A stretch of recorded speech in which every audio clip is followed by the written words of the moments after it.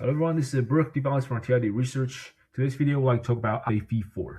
Aave, the largest lending protocol in DeFi with billions in TVO, just underwent its biggest architectural upgrade ever.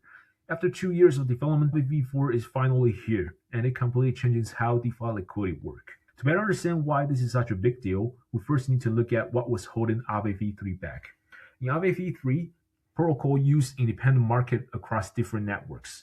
For example, the core market and the prime market on Ethereum. If you supply asset to Ethereum core, they could only be borrowed by Ethereum core users.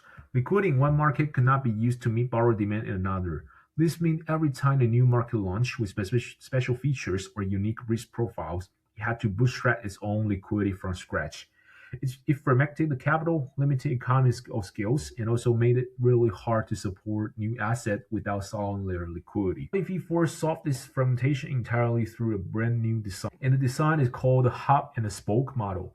It works by separating the back-end accounting for the front-end user experience. Think of the liquidity hub or the hub as the central bank or the ultimate votes. When you supply assets to Aave V4, they are stored here. However, users never actually interact with the hub directly. It works entirely behind the scene. It acts as the ultimate enforcer, ensuring total borrowed asset never exceeds the total supply asset, and setting hard limits on how much liquidity any connecting market can draw from it, and also the related credit mechanism. Sports are the entry point for the users. Those are the component that users actually interact with. Whenever you supply or borrow, you are doing it through a spoke. Each spokes connect to the liquidity hub but operate within its own specific risk setting, such as collateral values, price oracle interaction, interest rate curve, and also supply and borrowing cap. Behind the scenes, spokes manage user position and have their own safety switches to pause the operation if something goes wrong without freezing the entire protocol or the entire hub. To see how powerful this is, we can first look at the 4 ways spokes can be designed. For example, there can be EMA spokes. EMA spokes will allow users to get higher borrowing power when using correlated asset. For example, borrowing USDC against USDT or borrowing ETH against the LRTs. In V4, EMA becomes its own dedicated spoke with specific settings just for the stablecoin or the liquid state tokens, cleanly isolating the risk. And there can also be isolated MA spokes. If there's a protocol want to list a brand new highly volatile token, instead of risking the whole protocol or the whole hub, the protocol can create an isolated spoke. The hub gives the spoke a strict credit limit, meaning the new asset can be safely listed without exposing the core system to the bad debt. There can also be Aave spoke. Real asset like tokenized treasury bills require strict legal compliance. An Aave spoke can be built with the tailored access controls, custody requirements, and also redemption rules, all while still tapping into the Aave's main liquidity pool, which is the hub. There can also be imagine borrowing against asset held in your own multi-sig, but instead of an actual safe, it is more of a fold infrastructure. A fold spoke can allow borrowing from isolated external folds, where the collateral is not even supplied directly to the Aave protocol itself.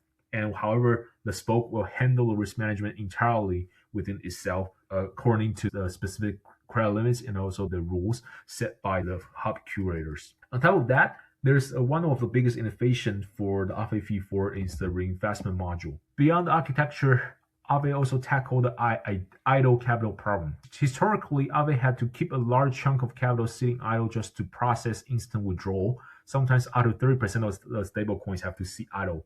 V4 introduced the reinvestment module.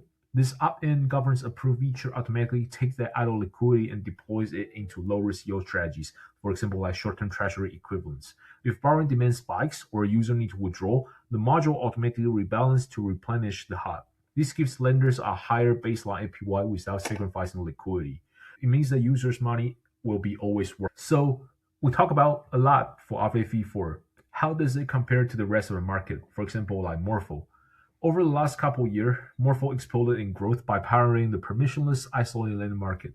It allowed anyone to spin up the custom votes with specific risk parameters. It was highly flexible, but it came at the cost of heavily fragmented liquidity. For example, for new votes, all of the curator need to bootstrap the market themselves. Even though all of these votes, for example, they are all exposed to the same liquidity like BTC and also like ETH or LRT, but users, when they supply liquidity, they first need to go into each of these votes and then wait till the curator to supply the liquidity into each of these online markets. And on top of that, there are also several market with very similar risk parameter, with very similar collateral exposure. So it means that when I want to use the CBBTCs to borrow, I cannot tap 100% of the protocol liquidity. More than often, I need to supply into one single market and can only draw the liquidity from that single market. So that's the reason why we say that the Morpho liquidity tend to be more fragmented at the cost in return for higher flexibility for curator and also for the asset issuer to list their new votes and their assets. Aave V4 is essentially Aave's counterpunch to Morpho. V4 gives builder the exact same flexibility to create custom isolated risk markets via spokes, but instead of forcing builders to scrap together liquidity from zero, they plug directly into the existing multi-billion-dollar liquidity hub. It combined Morpho's modularity with Aave's battle-tested liquidity. This architecture introduced several massive paradigm shifts to DeFi. First, capital is no longer fragmented because all liquidity flows through hubs. Utilization increases, unlocking better rates for both suppliers and also borrowers.